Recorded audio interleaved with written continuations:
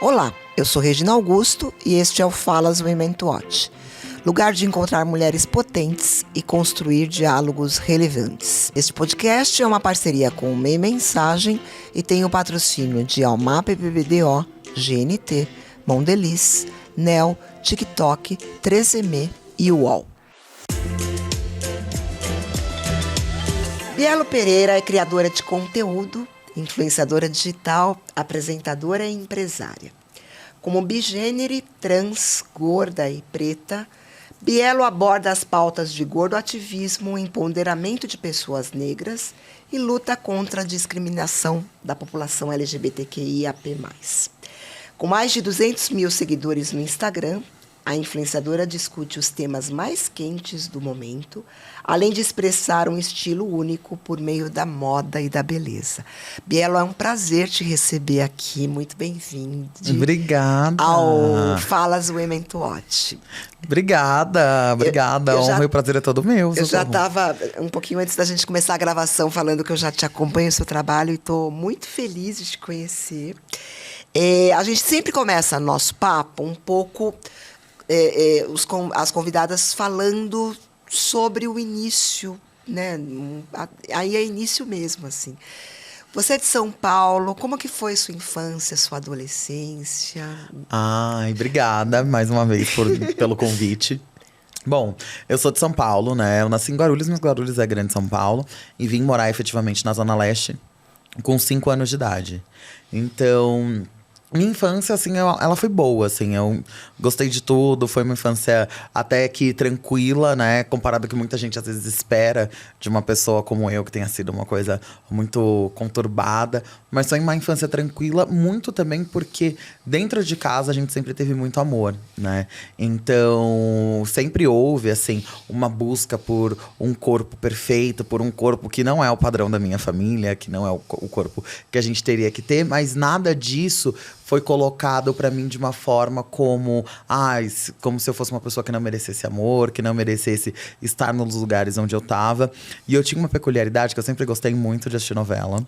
E eu sempre gostei muito das vilãs, assim, adorava. E meus pais, eles falavam que aquilo não existia, né? E na verdade, o que eles estavam querendo dizer é que alguns dos caminhos como uma novela é montada, não existe, né? A pessoa ruim, a pessoa boa e essas coisas. Mas eu era criança, eu lia como se nada daquilo existisse, né? Era uma realidade tão diferente. Novelas há 20 anos atrás só mostravam a vida das pessoas ricas. E as pessoas, às vezes, dependendo da novela, as pessoas mais pobres da novela não tinham... eu não tinha o dinheiro que as pessoas mais pobres da novela tinham. Então eu falava, se eles falam que isso não existe, nada do que eu tô vendo ali existe. Até porque eram realidades brancas, realidades que pra mim não faziam sentido. E aí eu pensava, bom... isso não existe, mas as relações humanas que eu tô assistindo nas novelas, nos filmes, elas existem. Porque eu vou pra escola, me relaciono com os meus amigos e a forma ali, a relação, link de poder, alguma coisa, aquilo existe.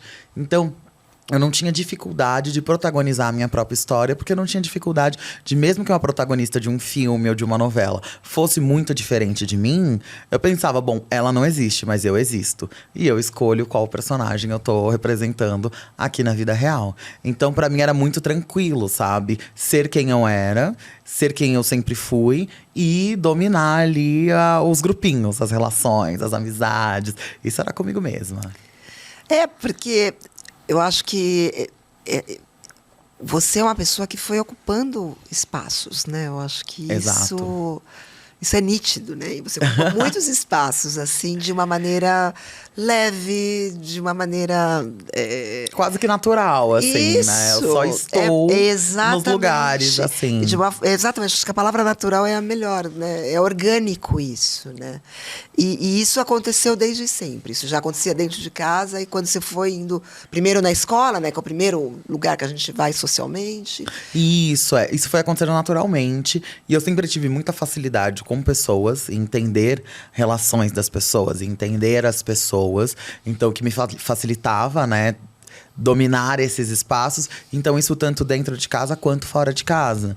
Então, sempre foi muito comum. Uma brincadeira que eu sempre fazia, né? Com as pessoas que eu conhecia nas minhas fases da vida. Depois de um tempo que a gente já se conhecia, perguntar: como que você achava que eu era antes de me conhecer? Assim, no primeiro dia que você me viu, sei lá, você chegou na escola, chegou num trabalho novo. O que você achava? Sempre, quase que invariavelmente, a resposta era: eu achava que você era uma pessoa tímida, que você ia ficar quietinha num canto, que você não falava tanto e de repente você é super expansiva, faz o que você quer, a hora que você quer, e conversa com as pessoas e tudo mais. Daí exatamente, eu não sou essa pessoa que vive a vida de uma forma mais passiva, né? Eu sou uma pessoa que vive a vida de uma forma ativa, quero estar nos lugares e fazer as coisas que eu quero fazer, sabe? Em que momento você percebeu que você era uma comunicadora, Biela, e você tinha esse potencial de transmitir mensagens poderosas para as pessoas? Então, eu sempre falei muito, né? Sempre falei muito bem, né? Não é nem questão de falar muito, né? Em quantidade, mas de falar bem, de passar bem uma mensagem. E aí, só que eu não segui caminhos na vida, fiz lazer e turismo, né? Fui trabalhar com turismo, mas eu não exercia o full potential disso. Quando eu comecei a pensar, vou trabalhar com internet. Eu gosto de gente, quero trabalhar com internet. Me veio uma situação que era: trabalhar com internet é você comunicar. É você estar ali falando com as pessoas. Mas não é você comunicar só com a fala. É a sua semiótica, é o que você imprime ali na sua imagem, é o que você imprime na sua presença. E aí eu, na dúvida, será que isso faz sentido e tal?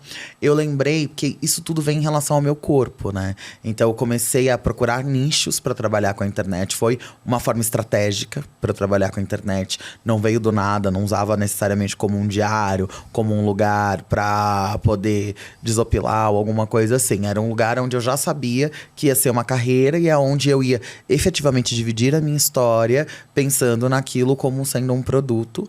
Mas isso foi no final de 2017. E aí eu lembrei que E já foi no Instagram naquele momento? Já foi no Instagram. Já foi no Instagram. Eu já pensando como um negócio. Eu procurando os nichos. Então eu lembro que eu procurei causas antirracistas. Procurei causas anti-LGBTfobia. Os seus territórios, né? Mas nesse momento era a hora que eu olhava e eu falava: não tá comunicando comigo, tem alguma coisa que não faz sentido. E foi a primeira vez que eu ouvi falar sobre pauta body positive, sobre pauta anti-gordofobia.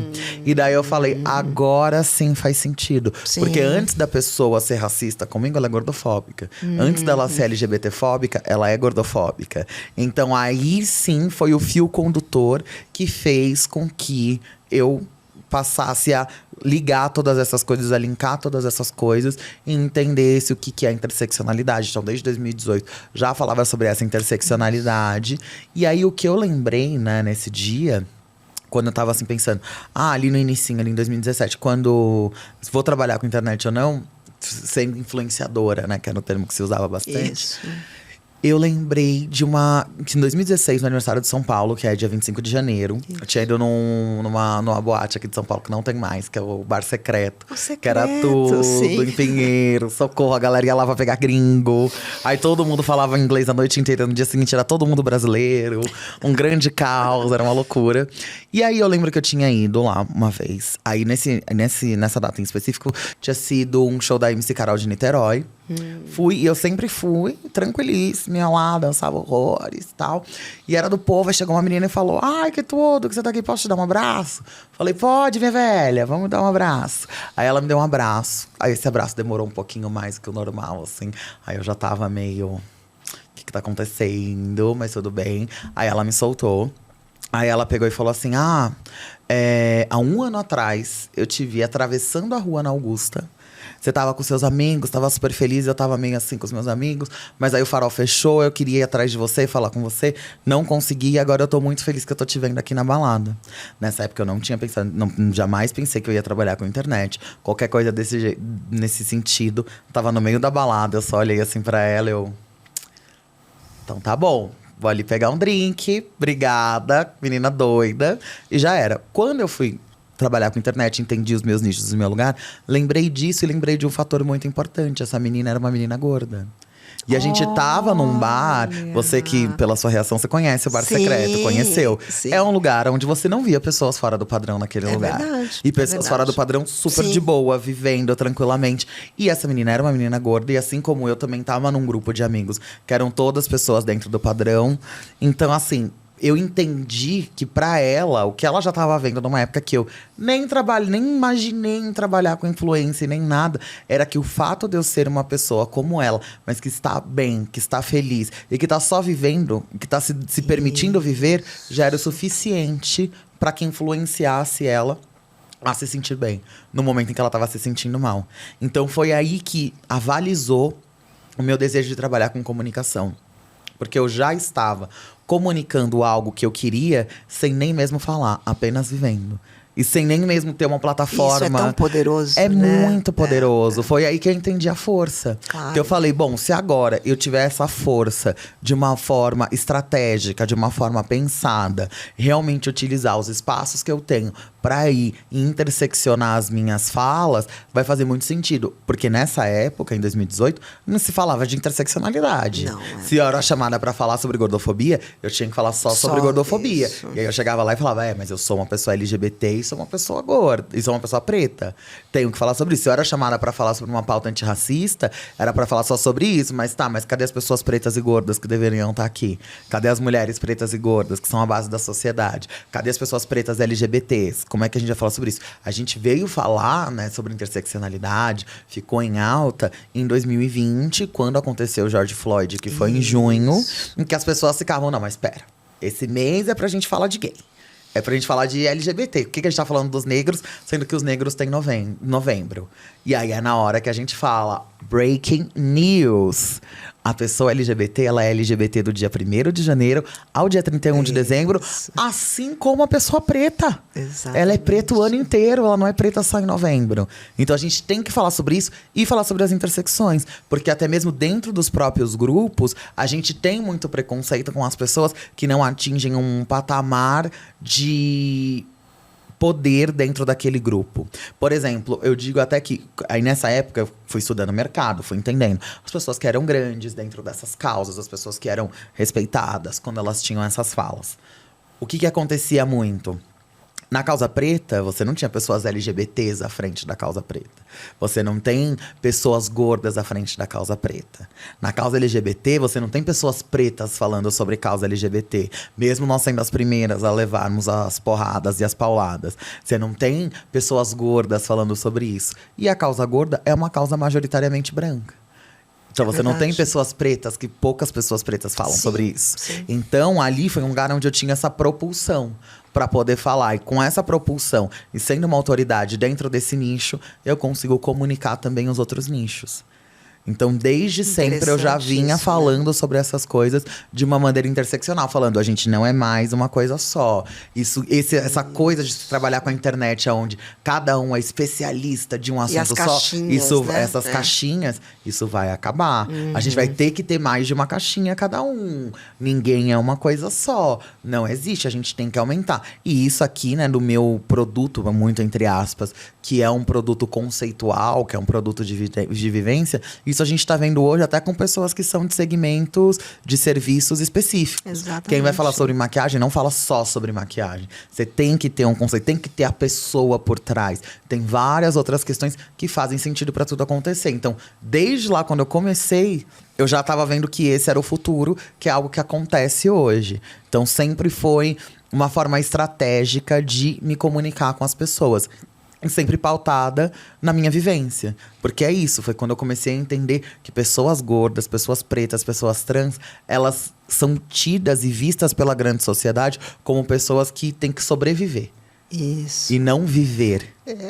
Não, eu acho que você tá, assim, que aula que você tá dando. Primeiro, assim, parabéns, que você é muito preparada. Obrigada. A nossa audiência é uma audiência de profissionais de marketing, de publicitários, enfim. E você tá falando com conhecimento de causa. Eu acho que você falou coisas importantes. Primeiro, todo mundo é o que é, né, 365 dias por ano. Exato. Né? Eu acho que, falando agora para as marcas, que a gente tem uma audiência muito grande de pessoas que trabalham para diversas marcas e marcas muito poderosas, né? E eu acho que você tocou no advento. Eu acho que houve o efeito George Floyd ali naquele momento mais agudo da pandemia, que era comecinho ainda, né? A pandemia começou em março, foi na virada de maio, acho que, se eu não me engano, foi dia 31 de maio. Ali, Isso, foi na virada maio pra junho. Para junho, e aí junho foi tomado o assunto. E aquele assunto ganhou ali uma projeção inédita, né?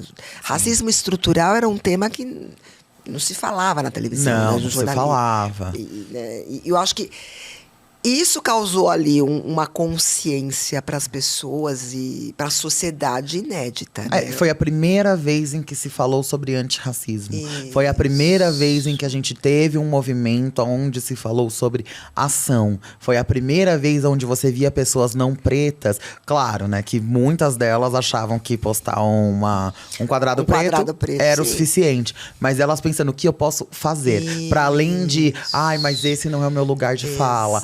Mas eu não posso fazer nada. Se alguém quer falar sobre racismo, é a pessoa preta. E aí as pessoas não pretas entendendo que o problema do racismo é delas. Exatamente. E não o nosso. Então precisa se ter uma ação. E o meu vídeo, né, que me fez estourar, tinha sido um pouco antes, né, bem no início da pandemia. Que foi um vídeo que eu fiz em parceria com o Quebrando o Tabu. Que era um vídeo falando sobre o privilégio branco. E era um vídeo pra fora.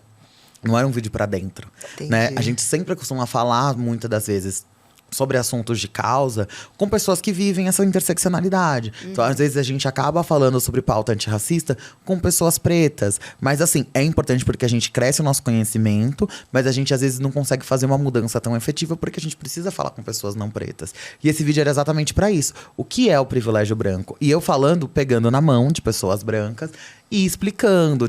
Tem ali um sarcasmo, tem um humor, um saborzinho ali naquele agridoce, naquela mensagem. Claro. Porém, é algo que fez as pessoas ouvirem. Que fez as pessoas, opa, peraí. E grande parte do meu conteúdo é pra isso. É pra pessoas que querem ouvir, que não fazem parte da minha comunidade. E até mesmo pra pessoas que não querem ouvir, mas elas vão parar e vão ouvir.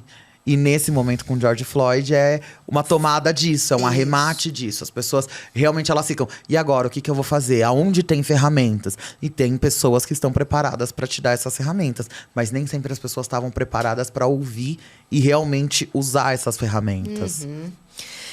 Interessante isso que você falar, porque eu acho que você encontrou um tom de voz que ele é provocativo, ele tem adorei esse agridoce que você falou, mas, ao mesmo tempo, ele não é aquela militância e aquele ativismo mais duro. Isso. Que é necessário, mas ele tem um outro lugar, né? Porque eu acho que você, no final das contas, você percebe que você também faz entretenimento, né? Porque você está numa plataforma onde as pessoas estão lá para dar uma relaxada, né? E você conseguiu criar, né, uma persona que expressa isso. Às vezes você fala coisas muito sérias, mas de um jeito. Acho que você encontrou uma forma. Né, a forma e o conteúdo tá muito ligado ali, mas de um jeito que é muito interessante. E é um estilo próprio que é só seu, né? Sim, Bielo? Ele é um estilo meu e ele é um estilo que faz parte de um estudo de como eu queria trabalhar a minha imagem. Porque em marketing tem o conceito do segundo mais rápido. Isso. O segundo mais rápido Eu tô falando, exatamente e é exatamente o que você falou do conceito da militância e do ativismo mais duro. O que é o ativismo mais duro? É o pé na porta. Se não tiver o pé da porta, a porta não abre. Mas só que eu não sou o pé na porta. Mas eu sou o segundo mais rápido que chega aqui, que a porta abre com carinho. Porque essa porta, ela não quis abrir. Uma vez que o pé foi enfiado nessa porta pra ela abrir, ela vai abrir e fechar agora. Porque ela sabe que ela precisa ser aberta. E eu vou entrar em depois. Nessa hora que a porta abre com carinho e fala, beleza, então vem aqui. Vamos me explicar. Já entendi que eu preciso saber alguma coisa, porque enfiaram o pé aqui na porta de casa. Agora eu preciso entender isso com calma. E aí é a hora que eu entro. É a hora que eu chego. É a hora que eu me proponho. É o lugar onde eu me proponho pra fazer a minha militância. Que é pra fora, que é pro outro, baseado nesse conceito. Porque eu acho que faz mais sentido do que esse grande pioneirismo. Mas tudo isso é necessário. Porque se não tem as primeiras, se não tem esse início, nada funciona depois. Mas esse depois, eu vejo que não tem tanta gente pensando. Porque às vezes tem muita gente que faz tudo para ter uma força tão grande para dar o primeiro punch, para dar a primeira entrada, mas depois você precisa manter essa porta aberta e fazer um caminho para as pessoas que não têm essa força de ficar dando porrada todos os dias. Quem não tem essa força, ninguém. Não é, o meu trabalho é exatamente para que todo mundo que conhecer uma pessoa trans entenda que o trabalho dela é respeitar. A função dela na vida, aqui na sociedade, assim como qualquer outra pessoa, a sua função enquanto uma pessoa cis é respeitar uma pessoa trans, sua função enquanto uma pessoa não preta é respeitar uma pessoa preta, e ela não tem obrigação nenhuma de te ensinar. Porque eu estou aqui me propondo a fazer isso. Para que as outras não precisem fazer isso. Porque às vezes todo mundo quer usar, né, como o wiki preto, o wiki LGBT, conhecer uma pessoa, um token, o wiki PCD. E não é isso. Tem pessoas que estão ali oferecendo ferramentas de uma maneira gratuita. E a gente também não pode esquecer que eu fiz a faculdade de lazer e turismo. O único curso de lazer do Brasil foi o curso que eu fiz na USP. E aí, quando eu fiz na USP. É o único curso de lazer que a gente tem. E aí, lá, porque eu sempre falo, né? Fiz lazer e turismo. O que as pessoas falam?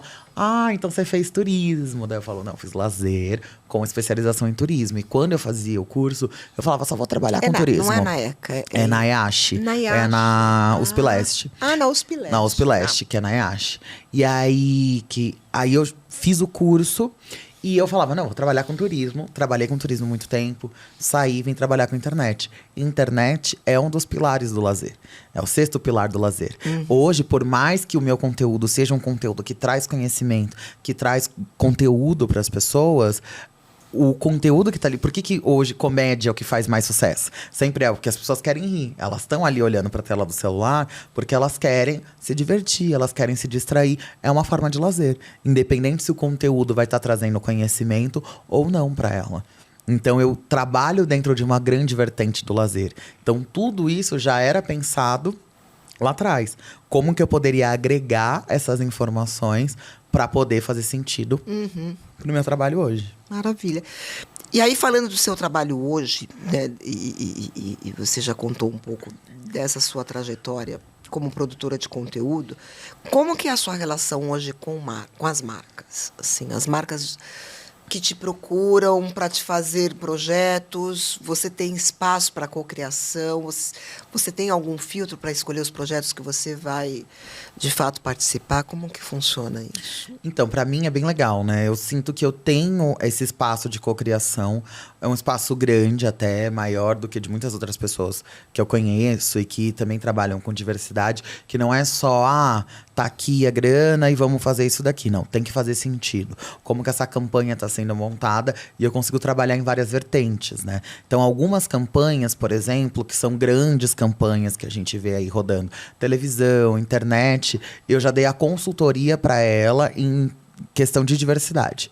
Quanta diversidade a gente tem dos influenciadores que a gente está escolhendo, sobre a forma como a gente está montando essa campanha, ou então de como a campanha anual dessas marcas vão funcionar para agregar diversidade em todas as marcas dentro desse grupo. Então a gente consegue fazer esse estudo e é um trabalho que é um trabalho de backstage, que eu até brinco que me traz, de certa forma, mais uma recompensa maior na hora que eu coloco a cabeça no travesseiro, do que, às vezes, uma publicidade só que eu vou fazer ali no meu Instagram. Tem uma construção, ou no TikTok, que é uma construção. E é um trabalho que eu sinto que eu tô mexendo, que eu tô movendo alguma coisa. Sim. É tangível. Você tá causando impacto, né? Exato, eu causo um impacto muito tangível. E a mesma coisa de quando eu vou dar uma palestra, vou dar uma capacitação, que aí no final do dia eu falo, eu sei que ali 2, 3, 4 pessoas que sejam vão conseguir realmente assimilar o que eu falei, e isso vai fazer diferença. Elas vão reverberar aquilo que está sendo dito. Então, isso faz muito parte de quando eu vou escolher a marca com a qual eu vou trabalhar, como vai ser feito esse trabalho e qual vai ser o retorno dele, né? O retorno dele não só para minha imagem, mas dentro do mercado mesmo. Porque eu não sou uma pessoa que a maioria das marcas contratam como final de funil. Final de funil é a Virgínia, né? Vai colocar lá, bota aqui o seu produto, vai acabar. Em 5 minutos eu travo o seu site. E já era. Que é o que ela faz. Não, eu sou meio de funil. Eu agrego valor à marca em si. Então a marca... usa a minha imagem como a Bielo está fazendo parte dessa campanha. As pessoas que são final de funil, não faz diferença quem seja. O que é importante é zerar o estoque. Eu sou uma pessoa que agrego esse valor para a marca. Então, as marcas que trabalham comigo, na grande maioria, elas já entendem isso. A minha questão é trazer o valor de ter uma pessoa que é uma autoridade em diversidade trabalhando junto com você. E para isso, tem que estar tudo certinho, tem que estar tudo amarrado. Não pode ser qualquer marca. Tanto que um trabalho que eu não faço, eu poderia até ajudar no backstage, por exemplo, numa gestão de crise. Mas eu não sou uma pessoa que faço gestão de crise. Entendeu?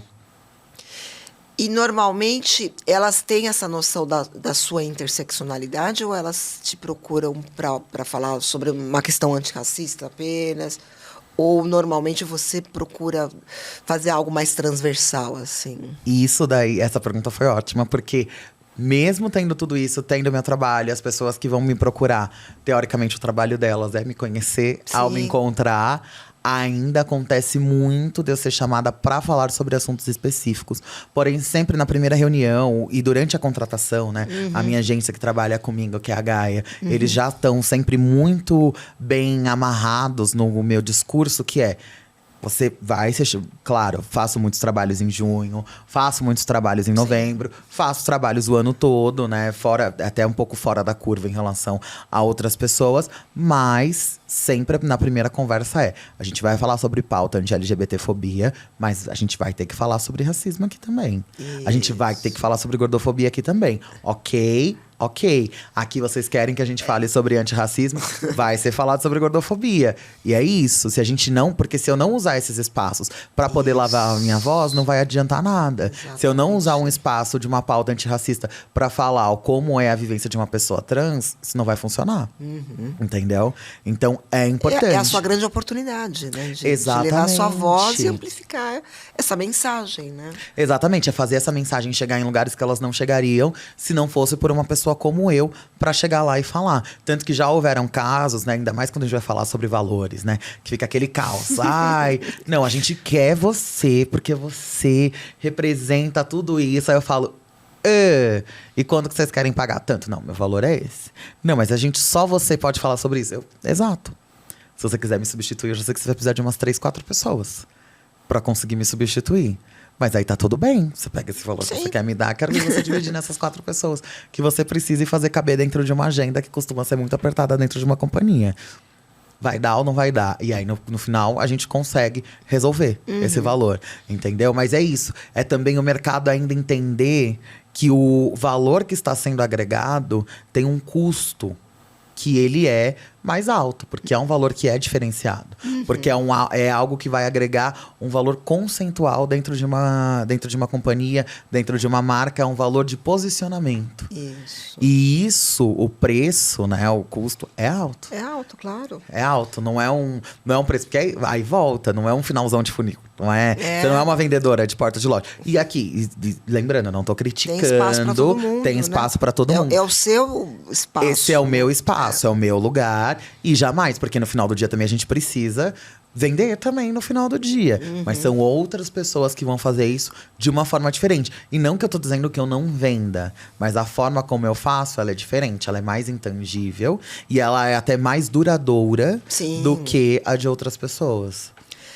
O ano passado você participou da transmissão do Rock in Rio no Multishow, né? Sim. Então, que foi uma experiência incrível, assim, né? De um novo espaço que você conquistou. Sim. Como que foi essa experiência? Você tem outros planos com TV? Enfim. Então, lá atrás, né? Quando eu comecei…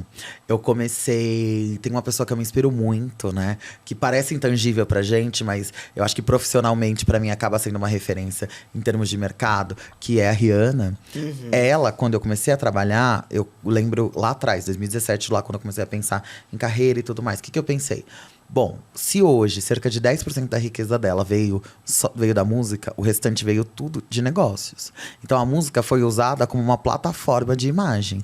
Nessa época a gente não tinha influência. Na época que ela começou e ficou grande e tudo mais, era na época que a gente, ainda como hoje funciona o mercado da música, você coloca várias pessoas, aí eles vão investindo, quem vai dando resultado, vai se reinvestindo, como funciona o mercado da música. Mas era a forma que você tinha de movimentar redes sociais e todas essas coisas que hoje é um trabalho consolidado. E aí, com base nisso, você vai vender produtos, você vai realizar o seu sonho, você vai ter um programa, alguma coisa assim. Eu sempre quis ser apresentadora.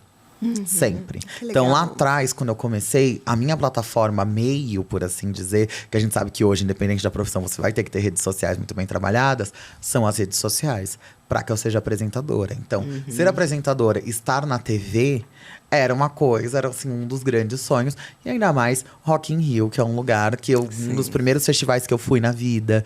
Então, foi muito emocionante, foi muito potente. Foi muito potente ter sido a primeira pessoa trans a ter feito parte da transmissão de um Rock in Rio. Né? Seja daqui ou seja de Portugal, foi a primeira a estar lá. Então foi assim, foi uma experiência assim, sensacional. E eu tenho muita habilidade, né, com câmera e essas coisas, né? Eu fiz um programa com a Luana Piovani e ela falou uma coisa que eu adorei, que é que modéstia é a qualidade de quem não tem nenhuma. Né? Então a gente não tem que ser modesto, a gente não pode ser, claro, soberba. Sagitário. Sagitariana. Sagitariana. Maravilhoso. E aí então, assim, eu sei que eu sou uma pessoa que tem essa habilidade. E foi muito engraçado, porque quando eu cheguei lá, eu via pessoas que já estavam há algum tempo, às vezes até com um certo nervosismo, antes da câmera ligar e tudo mais. E eu, assim, tranquilíssima, gente, vou fazer uma live no Instagram. Só que as câmeras são um pouco maiores e bora. Um pouco mais de luz.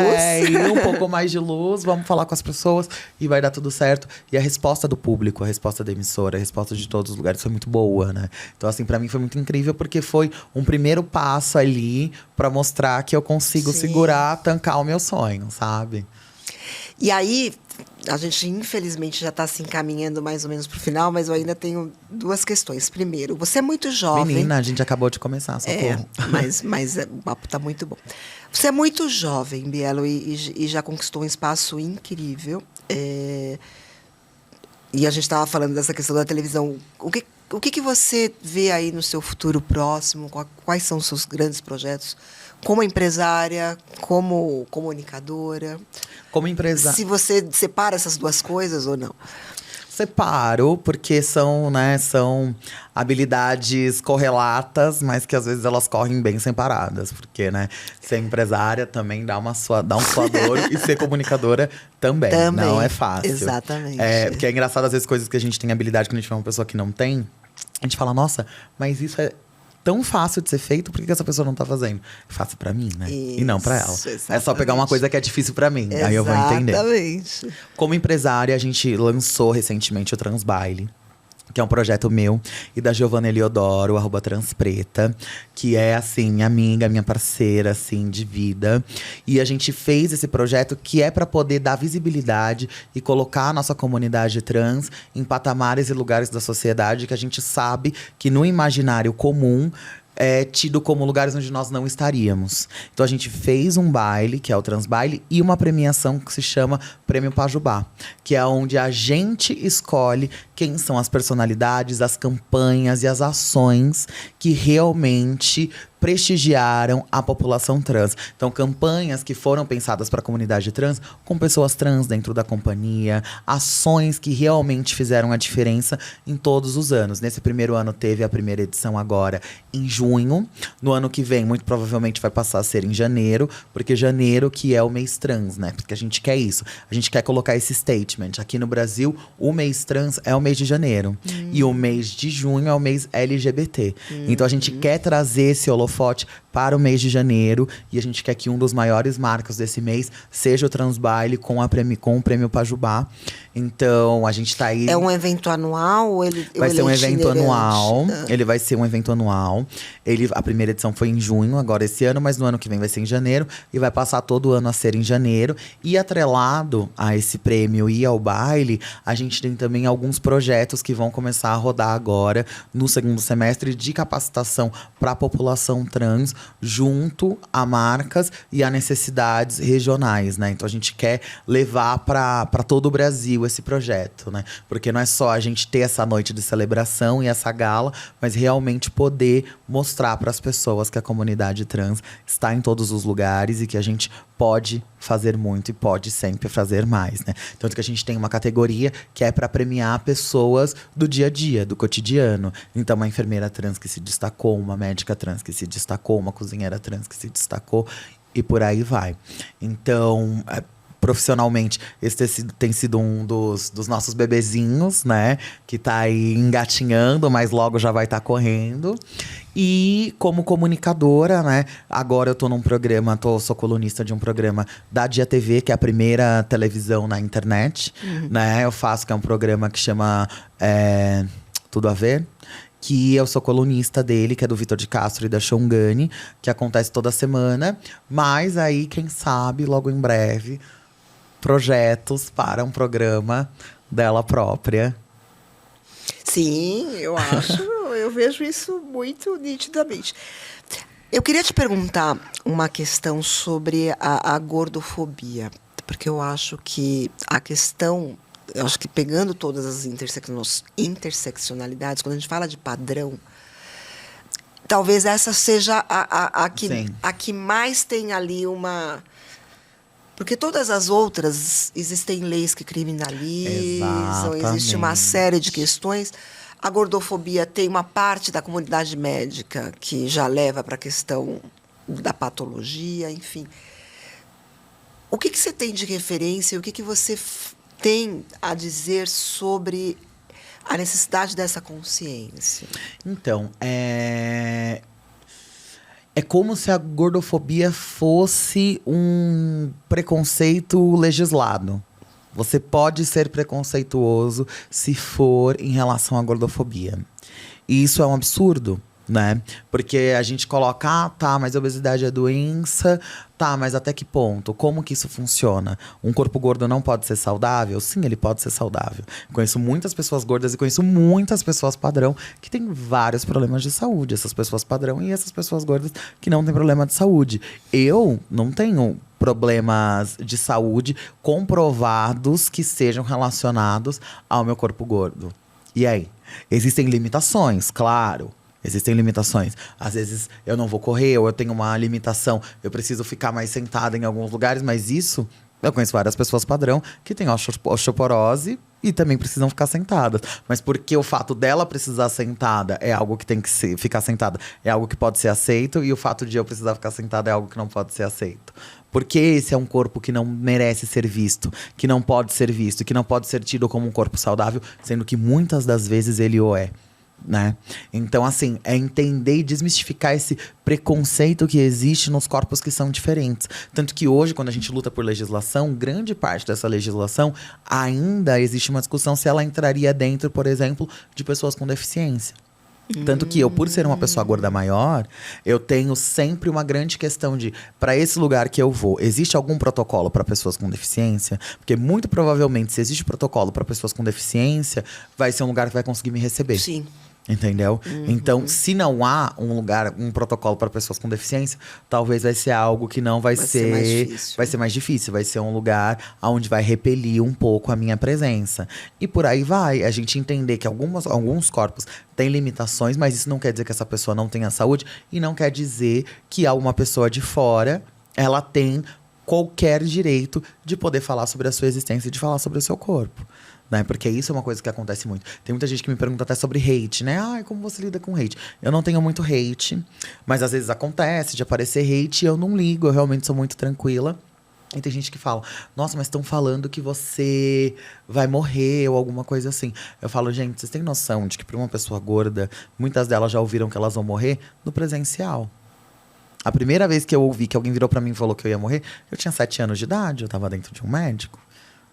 Junto com a minha mãe do lado, e a médica falando, se você não fizer uma dieta agora, você vai morrer, eu vou te internar agora. E eu assim, meu Deus, desesperada, porque como assim? Eu sou uma criança, eu lembro que eu tinha passeio na escola no dia seguinte. Falei, não, quero ir no passeio, como assim? Ela falou, não, vou te internar. Aí eu falei, não quero. Daí ela, se você me promete que você vai fazer essa dieta, porque se você me prometer, eu deixo você embora. Senão eu vou ter que te internar agora. Porque senão você vai morrer. 7 anos. E eu com 7 anos de idade. Uau. Então eu falo, gente, se eu ouvia isso no presencial, já ouvi no meio da rua, eu indo para uma entrevista de emprego Aí eu desci do metrô, chegando lá, passando pelo caminho, passou um senhor por mim do nada. Ele falou: sabia que você vai morrer se você não emagrecer? Você já não pensou em emagrecer?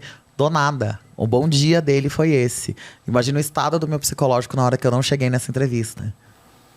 Então, assim, pra quem já ouviu no dia a dia… E as pessoas se acham nesse direito, se sentem nesse direito. E sempre com a máscara de, não, mas é pro seu bem. Não, e muitas das vezes as pessoas não entendem que como a gente é criado pra pensar mais no outro do que na gente…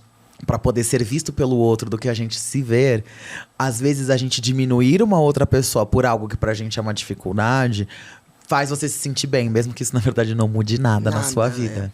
Que é daí onde nasce o hate, é daí onde nascem várias outras questões online. Né? A intolerância. Isso. Porque é isso, como que eu tô aqui me ferrando pra poder ser essa pessoa, ser esse padrão e não fazer isso. E essa pessoa tem o direito de não ser assim e ainda virar e falar que tá feliz. Virar e falar que tem saúde. Virar e falar que tá bem. Não. Eu vou lá e falar que ela não está bem. Porque se eu que tô dentro de tudo que todo mundo fala que eu tô bem, eu tô péssima, ela tem que estar péssima também. E você entender que isso não vai mudar em nada a vida dela. Que ela tem que mudar os seus hábitos, os seus desejos, o que ela realmente quer. E tudo isso são perguntas e respostas que você tem que se fazer e tem que procurar responder, que as pessoas não são ensinadas a ter. Grande parte do meu conteúdo, direta ou indiretamente, ensina as pessoas a pensarem assim. Sim. O que eu realmente preciso, o que eu realmente quero, o que eu gosto, o que vai me fazer feliz. São todas perguntas que a gente não se faz e quando a gente se faz, a gente descobre que a gente não tem a resposta e que o melhor caminho para que a gente tenha plenitude na vida é responder a essas perguntas. E que tá tudo bem se a resposta não vier em uma semana, um dia, claro, mas um mês. você tem aquele estalo para você. Exatamente. Não, maravilhoso. Bom, o papo é incrível, mas a gente vai para a reta final. E aí, na reta final, tem uma brincadeira que suponha que chega aqui uma pessoa super estranha que nunca te viu e você tem que se apresentar. Quem é a Bielo? Socorro! Eu vou falar. É difícil. Vou falar: oi, tudo bem? Eu sou a Bielo. Eu trabalho com internet, gosto de assistir séries, gosto de ficar tranquila com os meus amigos, sair de vez em quando no final de semana e queria saber o que você gosta de fazer também. Ótimo. E aí, para fechar mesmo, é um ping-pong. Eu falo uma palavra e você fala… Já vou avisar que eu sou péssima, tá? Não, Ping-pong, bate-bola, jogo rápido. Bom, mas vamos lá. Fala o que vier à cabeça. Já tô pré-avisada. Um propósito. Transformar o mundo através da minha existência. Um acerto. Trabalhar com a internet. Um erro. Não ter feito o curso de rádio e TV quando eu quis lá atrás. Uma certeza. De que eu já estou fazendo a diferença. Uma paixão. Assistir audiovisual. Adoro filmes, séries. E para fechar, um conselho. Ou uma dica, né? Porque conselho é uma palavra bem pesada. Seja você. Descubra quem é você e depois seja você. Você vai descobrir que é um prazer inenarrável. A primeira vez que você começar a sentir isso, sentir a sua própria verdade, você não vai mais parar. Você saiu muito bem, hein? Você… Então, eu também tô chocada comigo mesma. Maravilhosa. Eu tô passada. Querida, a gente finaliza. Eu tô muito feliz mesmo. Você é, assim… uma exuberância, sabe? Obrigada. Você transborda. Se você quiser deixar uma mensagem final pra gente fechar aqui, porque eu tô muito satisfeita. A mensagem é que eu acho que quando a gente faz qualquer coisa que tenha um propósito próprio, vai ser algo que vai ser prazeroso. Trabalho sempre vai ter aquele momento, aquelas coisinhas que vão ser chatas. Todo trabalho no final do dia é trabalho, mas quanto mais prazeroso for pra você e quanto mais fizer uma diferença positiva de acordo com seus ideais, melhor ele vai ser e mais você vai fazer com mais gana e com mais amor. Então, procure fazer algo que você goste. Obrigada, querida. Obrigada. Parabéns, viu? Obrigada.